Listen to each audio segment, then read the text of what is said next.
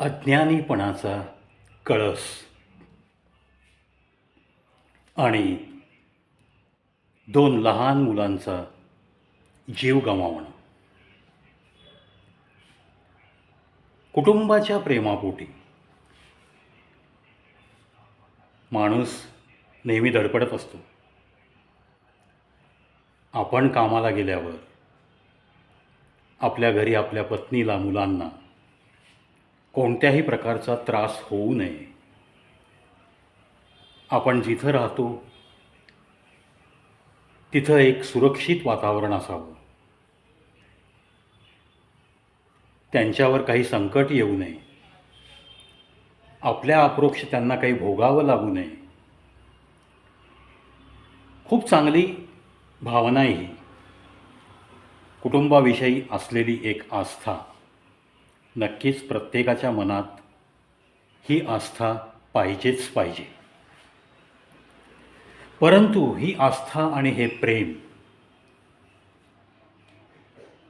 आणि मग स्वतःचं असलेलं अज्ञान हे सगळं कारणीभूत ठरलं स्वतःच्याच पोटच्या दोन लहानग्याचा जीव गमावण्यात.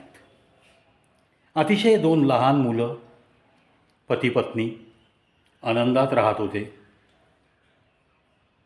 बाहेर देशातली घटना नाही आहे, आपल्या देशातली, मद्रासमधली आणि उच्च शिक्षिताच्या घरातली. एका व्यवस्थित स्टेटसनी आयुष्य जगणारा हा मध्यमवर्गीय श्रीमंत माणूस. त्याच्या घरात थोडासा कीटकांचा त्रास सुरू झाला. झुरळ, त्यानंतर काही ठिकाणी थोडं उंदरांचाही त्रास होत होता असं बोललं जातं. आता पहा, आजकालची संस्कृती आणि परंपरा अशी आहे की कुटुंब छोटी होत गेली आहेत. फक्त पती पत्नी आणि दोन मुलांचा हा संसार, मद्रासमधलं चांगल्यापैकी घर. परंतु काही वर्षातच तिथं हा असा त्रास सुरू झाला. त्यांच्या बेडरूमला मस्तपैकी AC लावलेला आहे. आणि मग या महोदयांनी ठरवलं, मध्यमवर्गीय श्रीमंत माणूस थोडाफार पैसा पडीक राहायला लागला की काय करू आणि काय नको असं त्याला होऊन जातं. कारण नवीन श्रीमंतांना श्रीमंती पचवणं हे पण अवघड जातं. हे समाजात वेळोवेळी सिद्ध झालेलं आहे.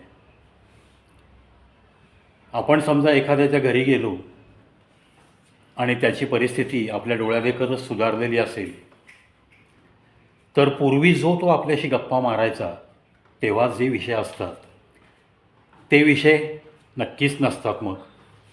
कारण नवश्रीमंतांच्या यादीत तो गेलेला असतो, आपण आहे तिथंच राहिलेलो असतो. त्यामुळं आपल्याला तो सुनावत असतो. काय सुनावतो? अरे माझा हा TV आहे ना, तो छानपैकी, छान, आणि माझ्या पत्नीच्या चॉईसनी घेतला. किंमत काय असेल अंदाज करशील तू? अरे चक्क मी पण हादरलो. 1,40,000चा TV आहे. मग कपबशीमध्ये कॉफी येते. तो मुद्दाम त्या कपाकडं, वशीकडं पाहत राहतो, जणू की आपण काही विचारावं. आपण त्याच ठिकाणी असतो. सहजच आपल्यालाही कुतूहल वाटतं. अरे कपबशी जरा वेगळी वाटते बरं का. अरे हो, हिनीच आणली आहे.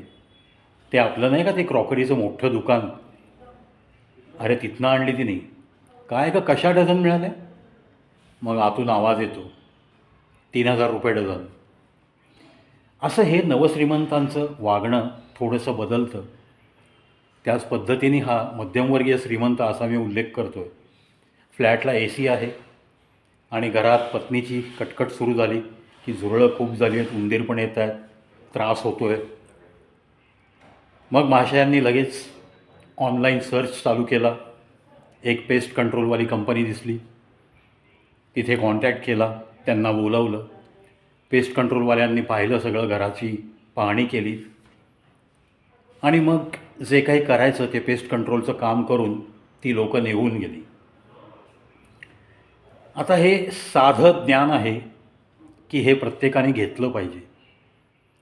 ज्या वेळेस तुम्ही घरातल्या आतल्या भागाचं पेस्ट कंट्रोल करता, मग त्या 4 खोल्या असोत किंवा 5-6 खोल्या असोत, मग तो फ्लॅट असो किंवा बंगला असो, ज्या ठिकाणी तुम्ही वास्तव्य करता त्या ठिकाणी जर तुम्ही पेस्ट कंट्रोल करत असाल, तर पेस्ट कंट्रोल केल्याच्या दिवशी आणि त्यानंतरचा दिवस ती वास्तू हवेशीर ठेवायची आणि शक्यतो त्या वास्तूमध्ये मुक्काम नाही करायचा.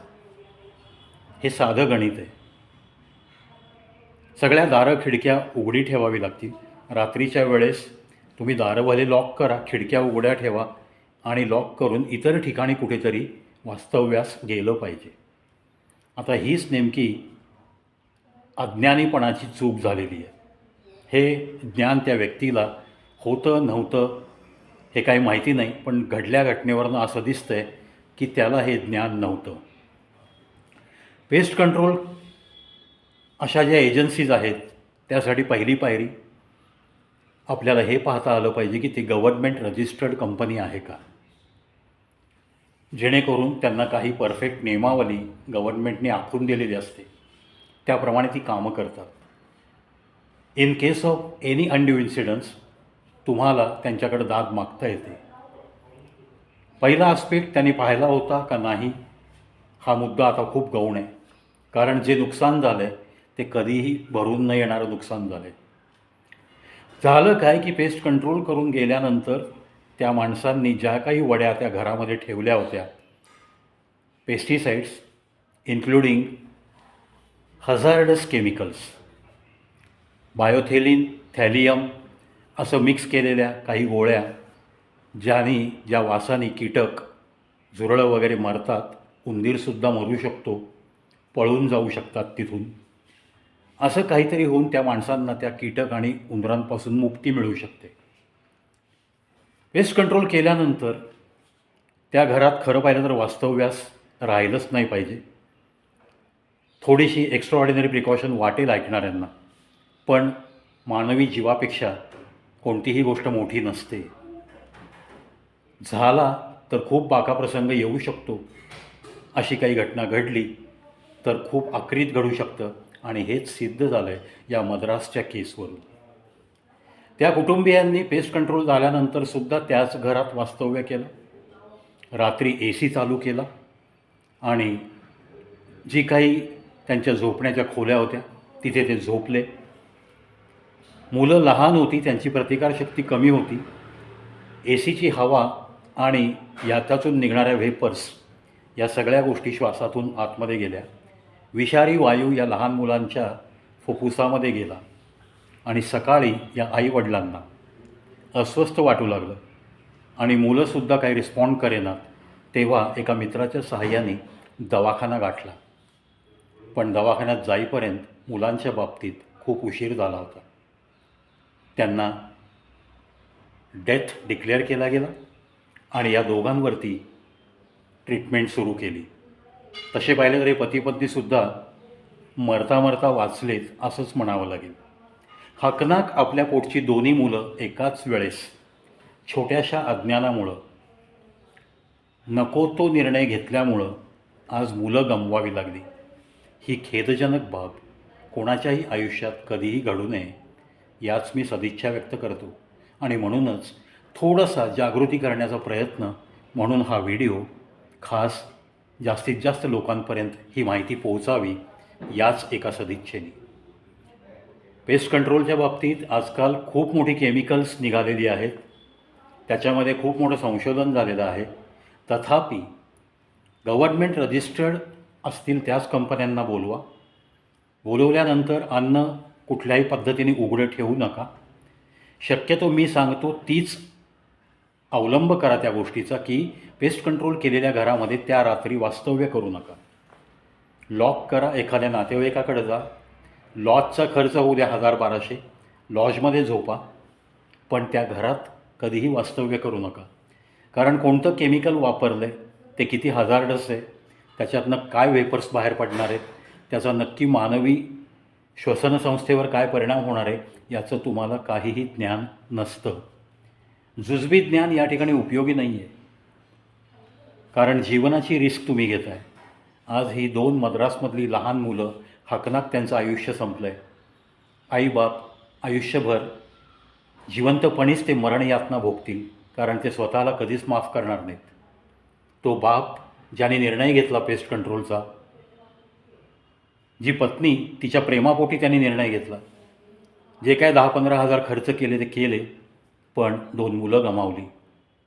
खेदजनक बाब, काळजी घेण्यासारखी बाब. त्यामुळं समाजामध्ये जास्तीत जास्त या बाबतीत जागृती व्हावी, यासाठीच हा एक छोटासा प्रवीचा प्रयत्न. व्हिडिओ आवडल्यास नक्कीच एकमेकांमध्ये शेअर करा, कारण एखाद्याला सावध करणं ही आपली भारतीय संस्कृती आहे. एखाद्याचा जीव वाचण्यासारखा आपलं स्वभाव असणं, आपलं वागणं असणं हे नक्कीच प्रशंसनीय असतं. त्यामुळं जास्तीत जास्त शेअरिंग. नम्र विनंती आपणा सर्वांना. पाहत राहा, ऐकत राहा कवी प्रवीत शिव यूट्यूब चॅनल. अशाच अनंत गोष्टींचा खजिना.